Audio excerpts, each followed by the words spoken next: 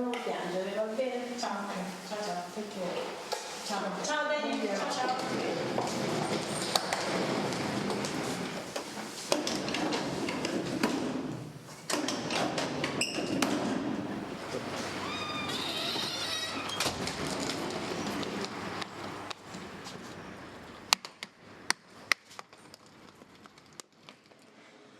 Gentile dottoressa Maria Rita Dorsogna, il suo non è un ambientalismo ideologico la cui cifra dominante degenera spesso in fondamentalismo strumentalizzato da politicanti senza scrupoli. Più volte in questi ultimi giorni ho pronunciato pubblicamente il mio no al centro Oli e l'ho scritto nel mio programma di candidato a presidente dell'Abruzzo. Spero presto di conoscerla personalmente. Intanto la saluto rinnovandole la mia stima. Cordialmente Gianni Chiodi, Teramo, giovedì 13 novembre 2008. Questa è una lettera che mi ha scritto Gianni Chiodi, che è l'attuale presidente della Regione Abruzzo, durante la campagna elettorale della fine del 2008. Abruzzo, cittadina di Ortona. È la protesta contro un impianto di raffinazione del petrolio che dovrebbe sorgere in questa zona. Un impianto denominato Centro Oli. L'impianto dovrebbe sorgere tra vigneti e oliveti. La popolazione ovviamente insorge e blocca il progetto, ma fino a quando? I lavori per la realizzazione del centro oli di Ortona sono fermi, ma il dibattito resta aperto. C'è stato anche un report fatto dall'Istituto di Ricerca Locale Mario Negri, dove viene messo in evidenza che questo centro verrà a immettere nell'atmosfera tutta una serie di sostanze inquinanti. Perché Maria Rita Dorsogna è di origine frentana, quindi abruzzese. Ecco, lei rappresenta con convinzione le posizioni contrarie a questa opera. Perché? Glielo chiedo innanzitutto sul piano scientifico. Sì, perché la scienza è molto chiara, questi centri di raffinazione in genere portano soltanto a malattie e distruzione del creato e della salute dell'uomo. La tendenza mondiale è di costruire questi centri in zone disabitate e addirittura in America è dal 76 che non si costruiscono più perché sono inquinanti e fanno male. Maria Rita Dorsogna è docente di fisica alla California University at Northridge. È abruzzese e con il suo blog svolge un'intensa attività di informazione a supporto dei comitati cittadini contro le attività petrolifere in Abruzzo.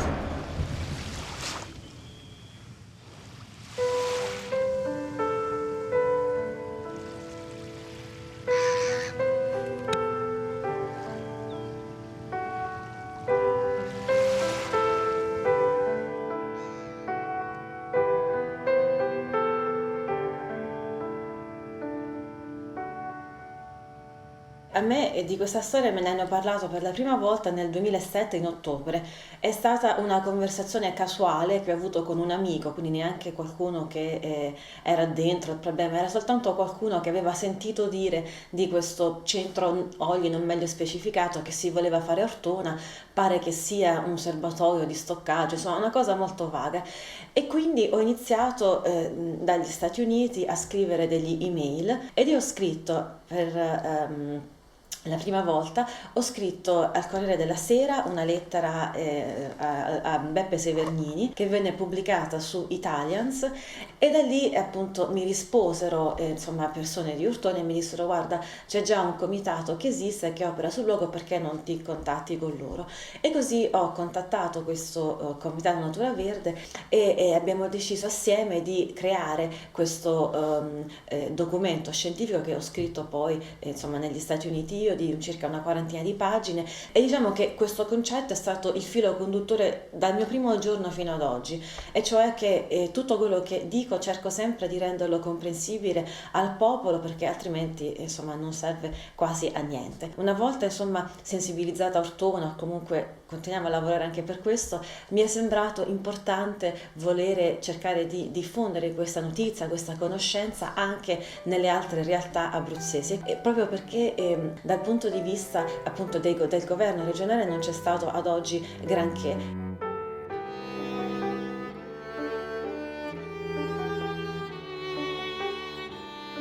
E se avete domande, insomma, chiedetemi qualsiasi cosa, perché tutto questo ha lo scopo di insomma informare la popolazione.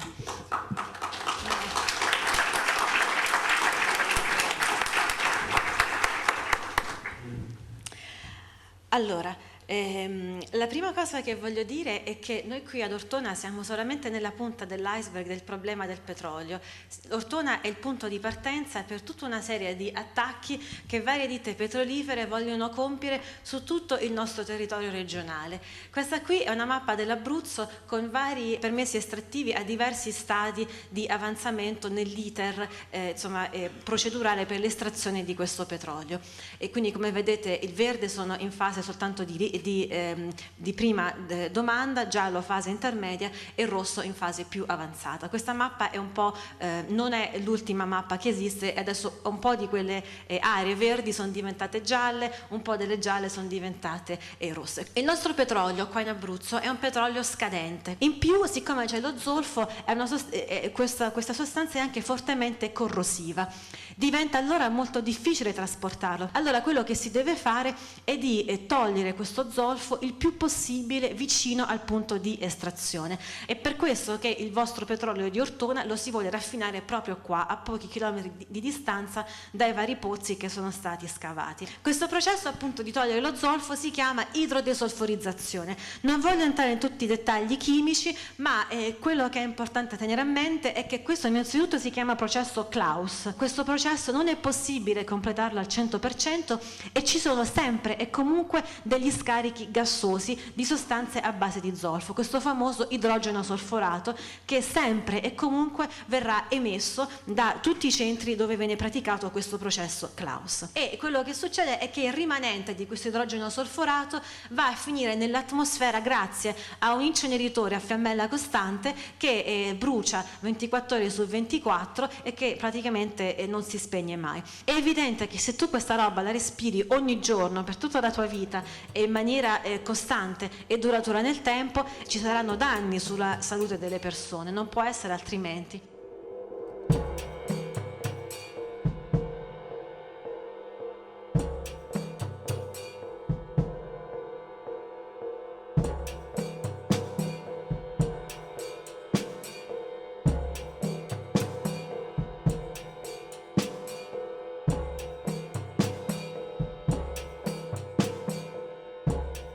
La prima cosa che occorre fare quando si scava un pozzo di petrolio è appunto di andare giù in profondità. Ci sono delle trivelle e siccome bisogna arrivare anche a 3, 4, 5 chilometri sotto la crosta terrestre, occorre che queste trivelle vengano lubrificate da quelli che si chiamano fanghi e fluidi perforanti.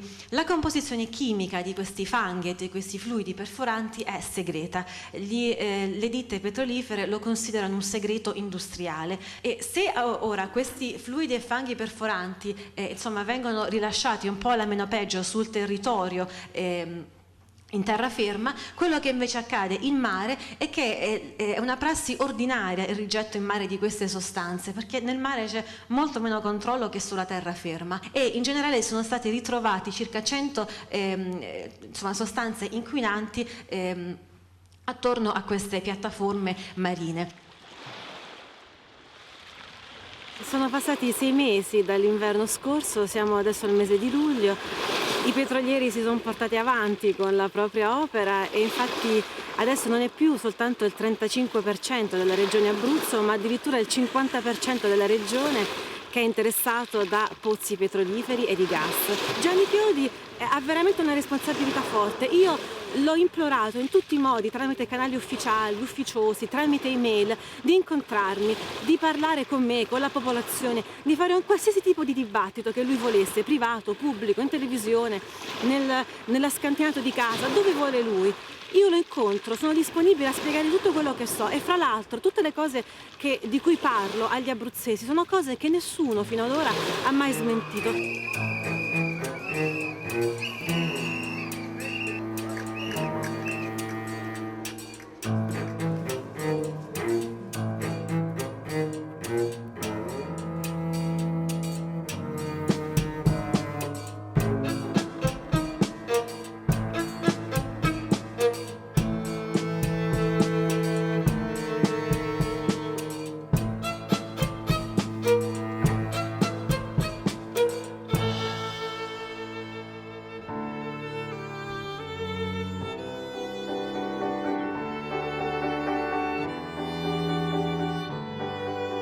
anche quando questi pozzi di petrolio funzionano con, diciamo così, funzionano bene, non ci sono incidenti, non ci sono scoppi, eccetera, anche in condizioni normali questi pozzi di petrolio emettono gas nocivi. E questo perché ci sono, diciamo così, nel sottosuolo queste concentrazioni di gas che una volta fatto, diciamo così, il buco vengono su e vengono poi esalate nel, diciamo così, nel circondario.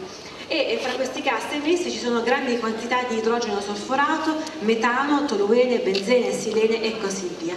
Ma se uno questa roba qui la respira tutti i santi giorni, anche a dosi molto molto basse, quello che succede è che il corpo umano ne risente e risponde con una serie di malattie anche, insomma, gravi. E infatti quello che succede è che si possono avere problemi di asma, danni neurologici, danni ai polmoni, danni circolatori, disturbi al sistema endocrino e anche la possibilità di tumori, leucemie e linfomi.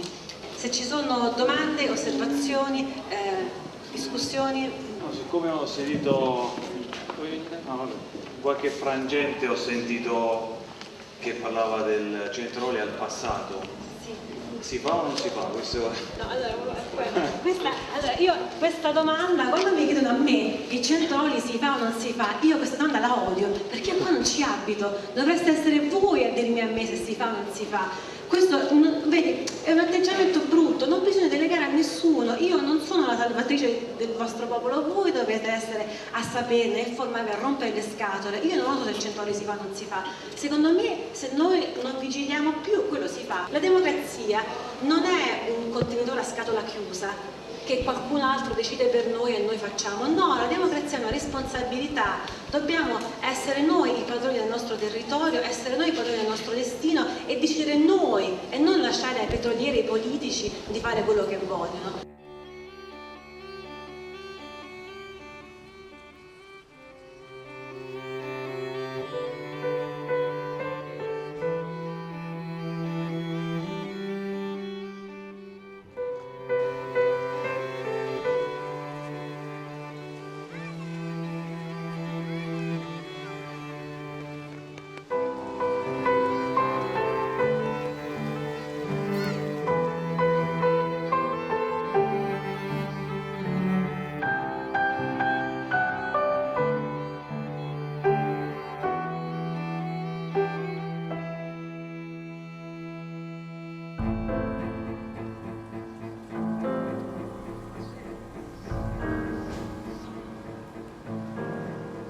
Saluto tutte le autorità presenti, gli amici, i consiglieri regionali, il capogruppo, il nostro Presidente Marrollo, il nostro onorevole Remo Gaspari, il Presidente della provincia Enrico e tutti gli amici presenti. È un momento significativo, in piena estate, come vedete ancora una volta ci ritroviamo a parlare di problemi molto significativi e impegnativi per il nostro territorio.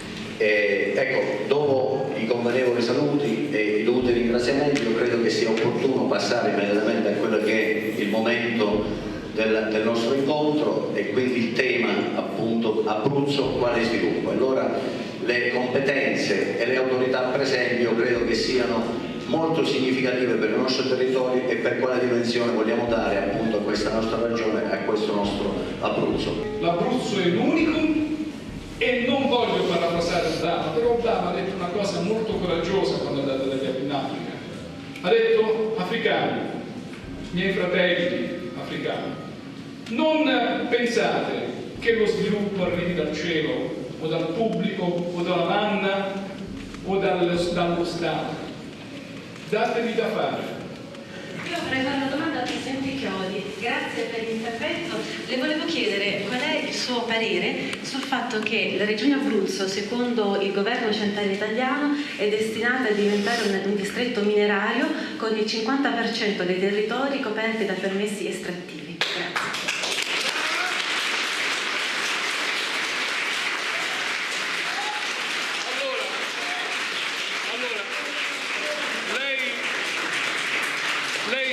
Quello che io ne penso perché l'ho già dimostrato con il Centroli. Io voglio sapere dell'Abruzzo, tutto quanto. Allora le dico subito quello che penso. Le dico subito, state facendo a mio giudizio incigandendo un problema. 225 comuni su 350. Guardi, se mi fa parlare, le posso parlare. Allora, io capisco, le questioni possono essere affrontate dal punto di vista ideologico o dal punto di vista pragmatico. Io le faccio un pronostico. Tra 10 anni, lei non troverà in Abruzzo, di tutti quei permessi che ce ne sono, e ce ne sono tantissimi in Italia, lei lo sa, la percentuale di trovare in esito favorevole da una serie di ricerche è molto limitata, lei non troverà quei paventati rischi, e l'Abruzzo non diventerà un distretto assolutamente di quel genere. Quindi voi volete dare questa rappresentazione? Anche quando dissi che il centro oli non sarebbe stato fatto, è stato sempre detto il contrario, e ancora oggi devo sentire, dopo che ho detto che il centro oli non sarebbe stato fatto, devo anche ancora sentire che il centro oli si fa. Questo non si fa, e le dico questo, non si farà. Anche perché non c'è nessuna prospettiva in questo senso. State millantando una situazione che è assolutamente falsa. Lui ha detto in quella sera che di tutti quei permessi petroliferi fra 10 anni non ce ne sarà neanche uno. Come fa lui a saperlo? Chi gliel'ha detto? E se lui lo sa e se ne è così convinto, perché non lo viene a dire alla gente? Perché non dice una conferenza stampa per parlare di questo problema che fa parlare i giornali da ormai mesi, se non anni? La signorina che voleva fare un intervento avrebbe potuto dire di intervenire e di portare dei supporti a questa conversazione. Invece, mi scusi, invece in maniera irruenta e maleducata rispetto a coloro che hanno affrontato il viaggio per venire qua, perché il ponte di maleducazione, mi ripeto, la vostra irruenza vi ha mandati a casa anche in Europa, avete penalizzato un argomento del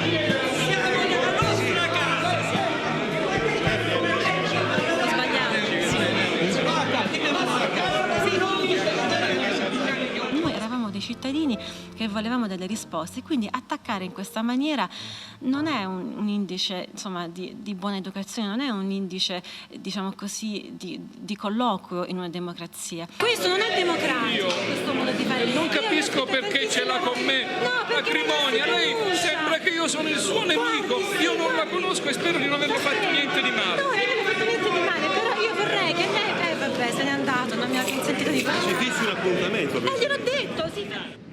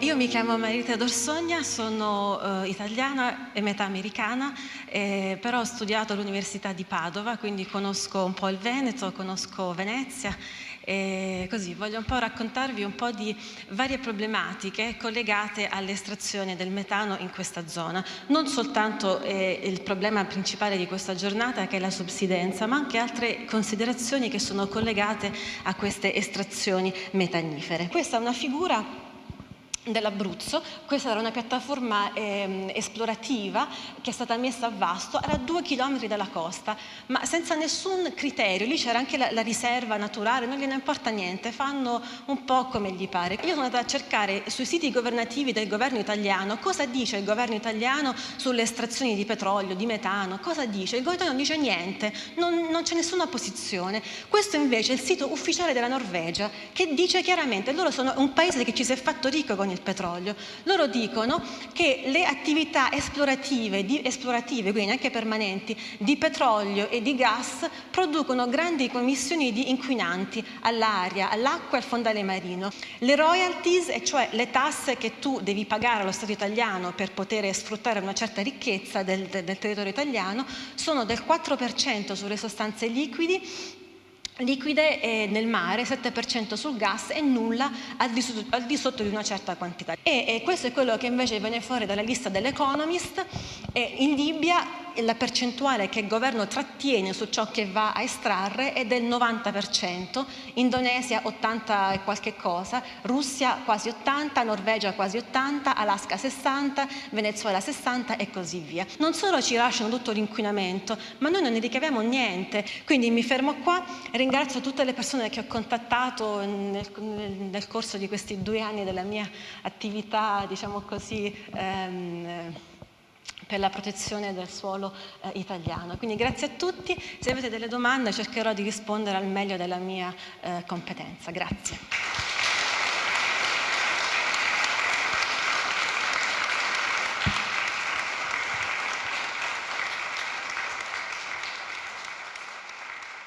Non me l'aspettavo mai che arrivavo fino a questo punto, che dopo 2 anni stavamo ancora qua. Ci sono stati alcuni episodi inaspettati, buffi, tragicomici. Sicuramente il più interessante, adesso che ci ripenso, è stato quello di Cupello. È bello perché è una cosa di avventura, quindi come l'avventura, se sei una persona un po' sensata, hai paura dell'incognita, ma nello stesso tempo c'è l'entusiasmo del non sapere dove si sta andando e dal mio punto di vista la certezza del farlo con una motivazione giusta.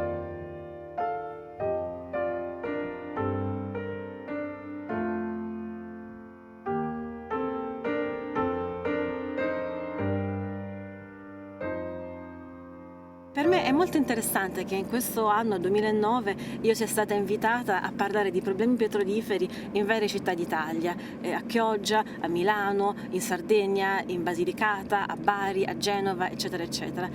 E in tutte queste parti molto spesso c'è stata disponibilità da parte della classe politica locale.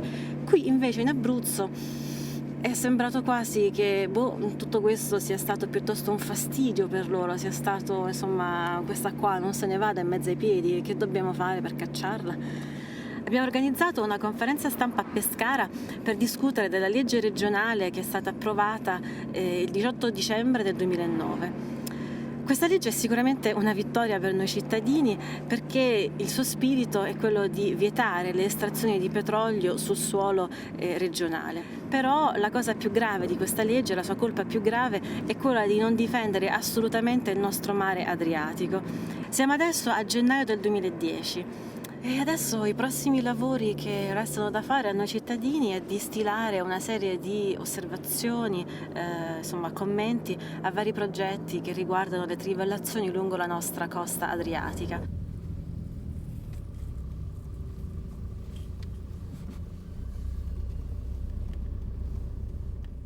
Nella conferenza di Cupello, Gianni Chiodi aveva fatto il pronostico secondo il quale nel giro di 10 anni di tutti i permessi petroliferi per l'Abruzzo non ne sarebbe rimasto niente. E invece è curioso che dopo 4-5 mesi ci siano già vari permessi in giacenza al Ministero. E quello che abbiamo qui sotto mano, quello più impellente, è quello di Ombrina Mare, cioè qui sto malloppone qui di 300 pagine che appunto delinea i progetti di questa ditta che è la Mediterranean Oil and Gas, la MOG, per appunto trivellare Ortona a 5 km dalla costa. E oltre questo ce ne sono altri sottomessi o in via di sottomissione da parte della Petroceltic, da parte della Sigam Gas, della Vega Oil, dell'Eni, insomma di una miriade di ditte che intendono mettere i pozzi di petrolio in Abruzzo. Quindi probabilmente sto pronostico tanto azzeccato non era.